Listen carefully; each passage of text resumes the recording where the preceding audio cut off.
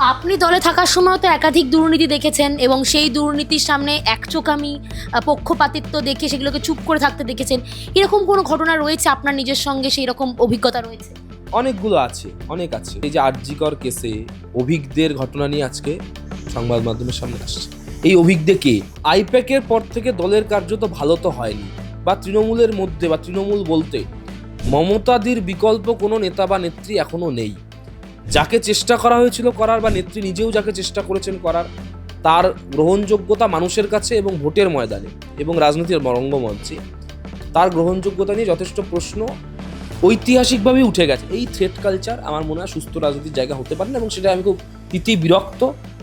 আমি ডিসিশন নিয়েছি যে আমি প্রাইমারি মেম্বারশিপ থেকে ইস্তফা দিয়েছি, এবং এতে আমার কোনো রিগ্রেট নেই, অনুশোচনা নেই।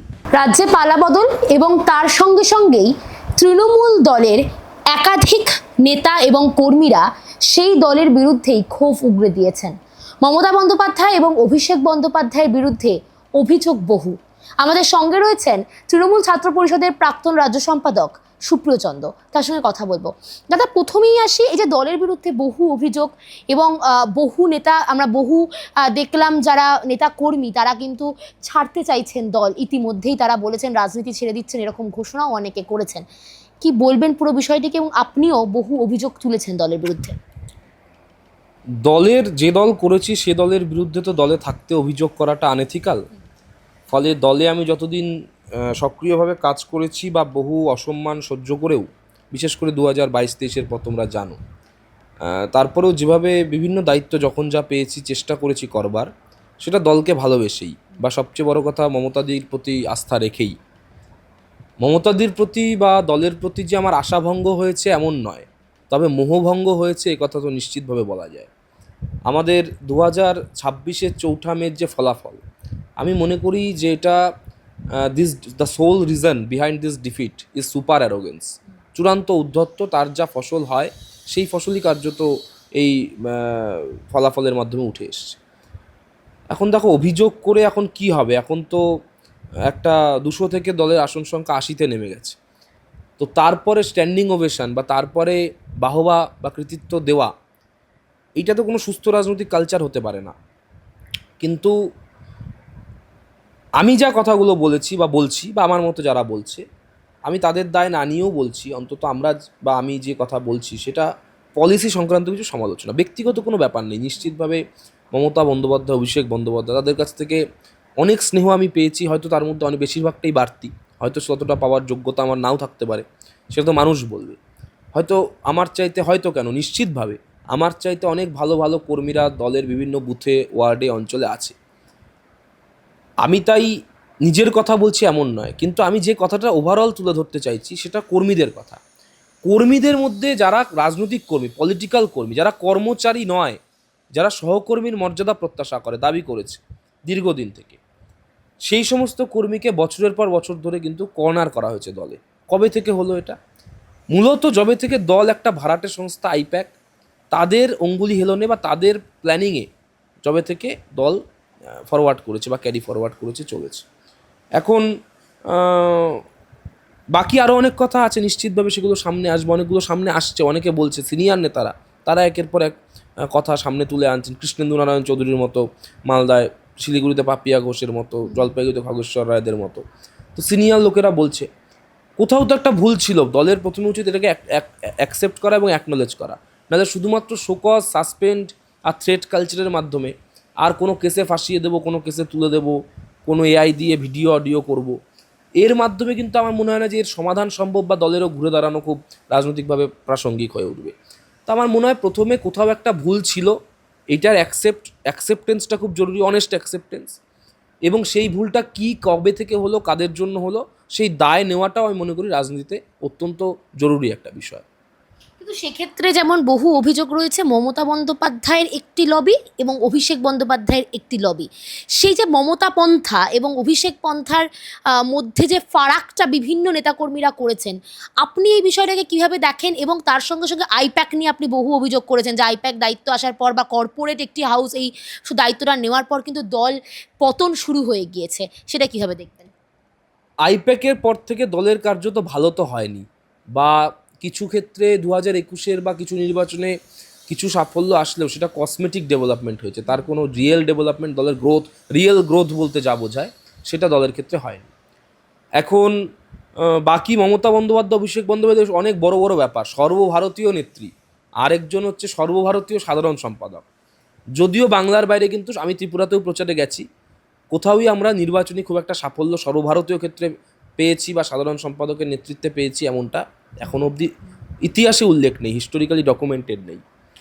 কিন্তু পন্থার ফারাক বলুন আর যাই বলুন, মূল কথাটা, মোদ্দা কথা বাংলা হচ্ছে এইটা যে দলে বা তৃণমূলের মধ্যে বা তৃণমূল বলতে মমতাদির বিকল্প কোনো নেতা বা নেত্রী এখনও নেই। যাকে চেষ্টা করা হয়েছিল করার, বা নেত্রী নিজেও যাকে চেষ্টা করেছেন করার, তার গ্রহণযোগ্যতা নিয়ে কিন্তু আজকের যে ফলাফল, ফলতা উপনির্বাচনের ফলাফল, সেটাও ডায়মন্ড হারবার মডেল এবং তার যে স্রষ্টা, তার গ্রহণযোগ্যতা মানুষের কাছে এবং ভোটের ময়দানে এবং রাজনীতির রঙ্গমঞ্চে তার গ্রহণযোগ্যতা নিয়ে যথেষ্ট প্রশ্ন ঐতিহাসিকভাবেই উঠে গেছে। এটা আমি তুলি বা না তুলি সেটা আলাদা করে এখানে গুরুত্ব রাখে না। এখন কথা হচ্ছে, মানুষ যে রায় দিয়েছে সেই রায়কে তো পর্যবেক্ষণ করা, মেনে নেওয়া এবং সেটার মাধ্যমে আত্মসমীক্ষা করা। আমার তো রাজনীতির ছাত্র হিসেবে এই প্রসেসগুলোকেই মনে হয়।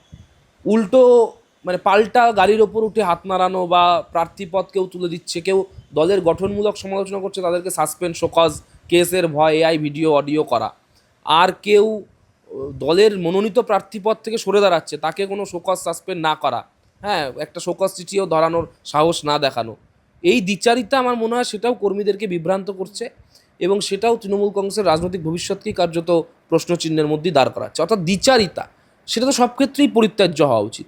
তো সেই দ্বিচারিতার উপর ভর করে আর পরিবারবাদের উপর ভর করে কোনো এত লড়াই আন্দোলন করেছে এই তৃণমূল কংগ্রেস মমতাদির নেতৃত্বে, সেই দলের এরকম পরিণতি মাত্র 15 বছরই হয়ে গেল। আমার মনে হয় সেই সিরিয়াস প্রশ্নগুলোকে সিরিয়াসলি ডিল করাটা অনেক বেশি গুরুত্বপূর্ণ, রাদার দ্যান যে কেউ কোনো কথা বললেই তাকে দাগিয়ে দেওয়া যে সে বিজেপি, তাকে দাগিয়ে দেওয়া সে মাওবাদী, বা সে দাগিয়ে দেওয়া যে সে দুর্নীতিগ্রস্ত, বা তাকে কেস দেওয়া, তাকে হেকেল করা, সামাজিক মাধ্যমে কদর্য ভাষায় গালাগাল করা, পরিবারের শান্তি শৃঙ্খলা নষ্ট করা। এইটা আমার মনে হয় কিছু ক্ষেত্রে হয়তো শর্ট রানে মনে হতে পারে যে আমরা পাবলিসিটিতে আছি বা তাদেরকে ক্ষতি করলাম বা তাদের কোনো একটা আঘাত করলাম, কিন্তু তার আদতে লং রানে কোনো পলিটিক্যাল ডিভিডেন্ড দেবে বলে আমার মনে হয় না। দলকেও দেবে না, কোনো ব্যক্তিবিশেষকেও দেবে না। আপনি একসময় দলের মুখপাত্রের দায়িত্ব সামলেছেন, একসময় যুবদের দায়িত্ব সামলেছেন এবং তারপর আপনি এখন ইস্তফার পথে হেঁটেছেন। তো সেক্ষেত্রে কি কি ধরনের কোণঠাসা হয়ে যাওয়ার ঘটনা আপনি নিজে অনুভব করেছেন এই দলে থেকে? অনেক রকম, জেলা মফস্বল, উত্তরবঙ্গ, মেদিনীপুর, রাঢ়বঙ্গ, তার কোনো জায়গা দক্ষিণ কলকাতার সমসাময়িক জায়গা সহকর্মী হিসেবে নেই। দক্ষিণ কলকাতা বা কলকাতার নেতাদের, তৃণমূলী নেতাদের, সব সব দল আমি বলছি না, তৃণমূল কংগ্রেসের নেতাদের সিনিয়র 2-4 জন বাদ দিলে পরে বাকি সবার কাছে মানসিকতাটা হচ্ছে মালিক এবং শ্রমিকের সম্পর্ক, কেরানি এবং বড়বাবুর সম্পর্ক, তার মধ্যে কোনো সহকর্মীর সম্পর্ক নেই, কর্মচারীর সম্পর্ক আছে। ফলে উত্তরবঙ্গের ছেলে হওয়ার দরুন এবং সেই অর্থে সোকল্ড আমার কোনো পলিটিক্যাল গডফাদার না থাকার দরুন বিভিন্নভাবে হেকেল হয়েছি, বিভিন্নভাবে অসম্মানিত একটা লম্বা সময় হয়েছে।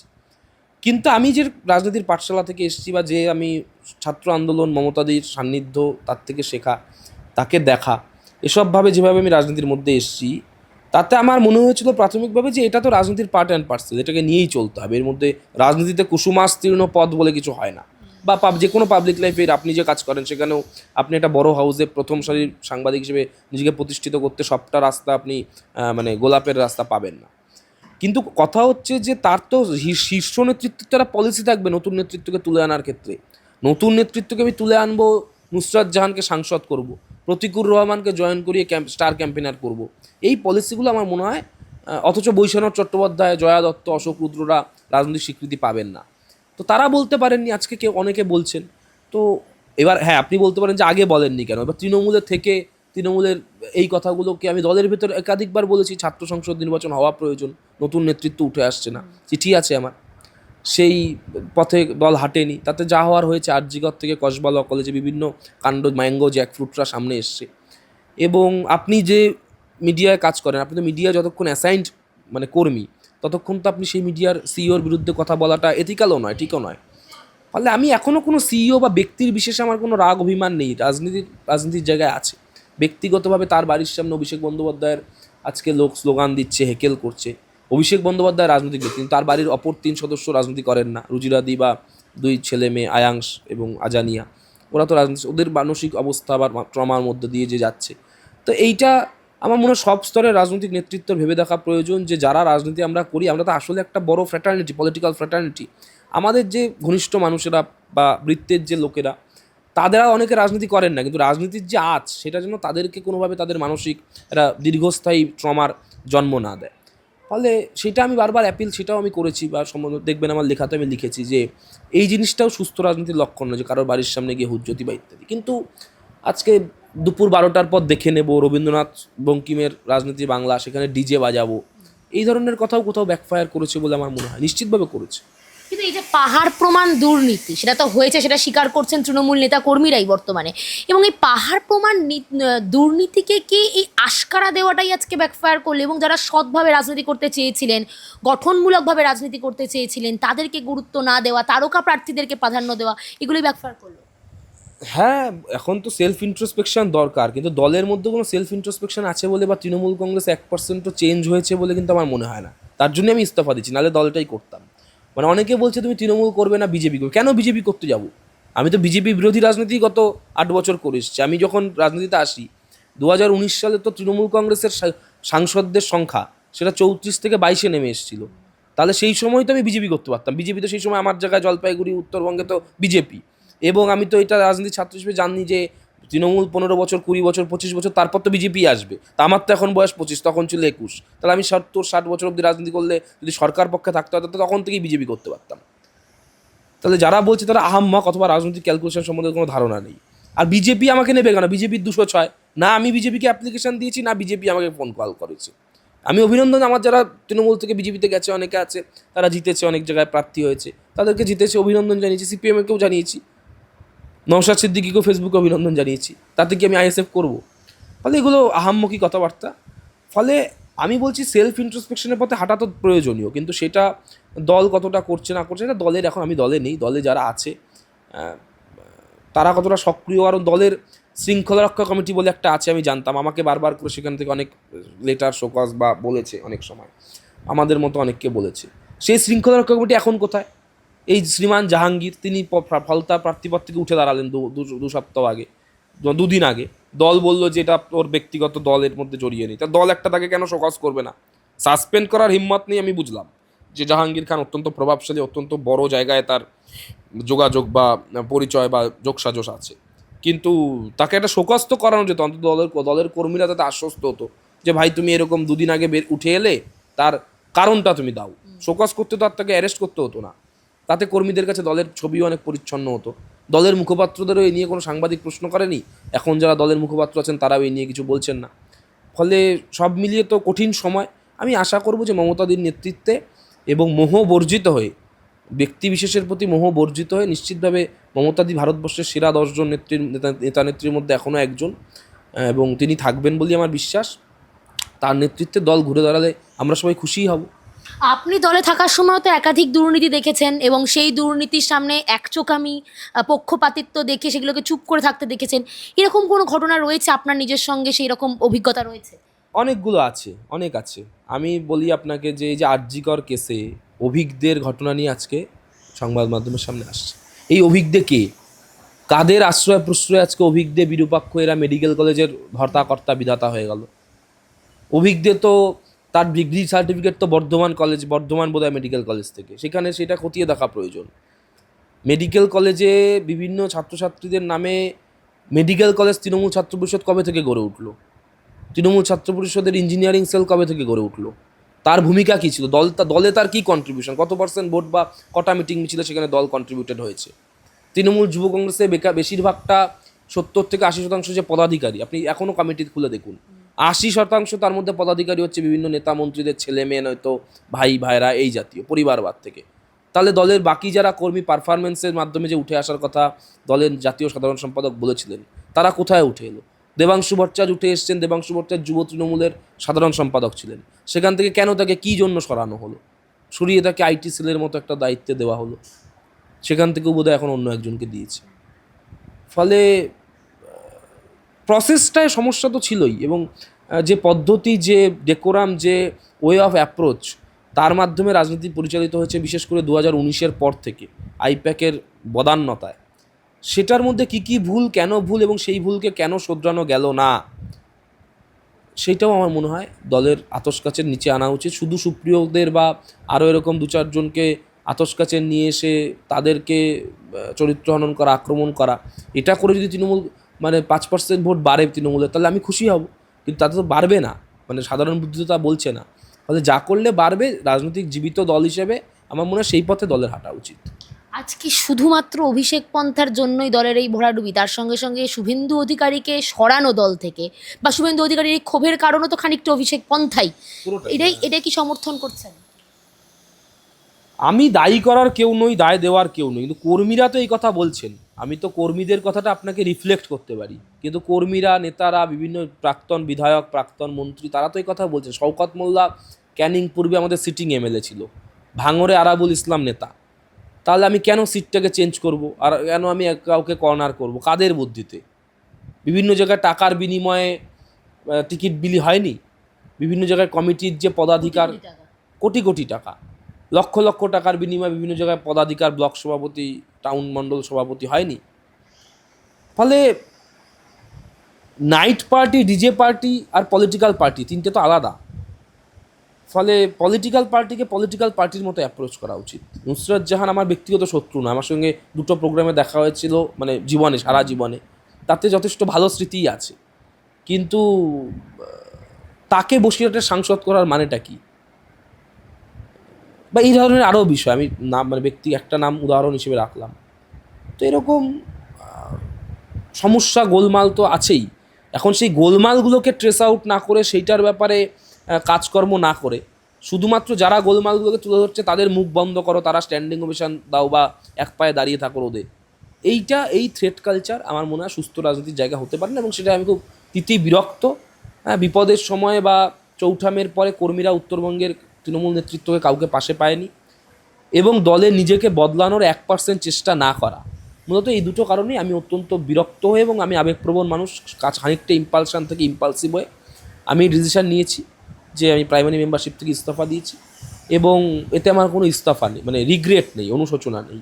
কেউ যদি বলে যে তৃণমূলে যোগদান করা কি আপনার ভুল ছিল বা এই প্রশ্ন করে, আমি সেটাও বলবো না যে তৃণমূলে যা করেছি আমি মনে করি অনেকের চেয়ে অনেক বেশি পেয়েছি, মাননীয় নেত্রীর অনেক স্নেহ পেয়েছি। সেটা নিশ্চিতভাবে আমার রাজনৈতিক জীবন এবং ব্যক্তিগত জীবনেও আমার অত্যন্ত ভালো লাগার জায়গা হয়েই থাকবে। কিন্তু যে স্রোতের মধ্য দিয়ে আমরা গেলাম, যে সময়টা আমরা পার করলাম, এই সময়টা সবটা সুসময় ছিল, এমন কথা আমি আজকে হাউয়ের তোমাদের পোর্টালে ক্যামেরায় বলবো না।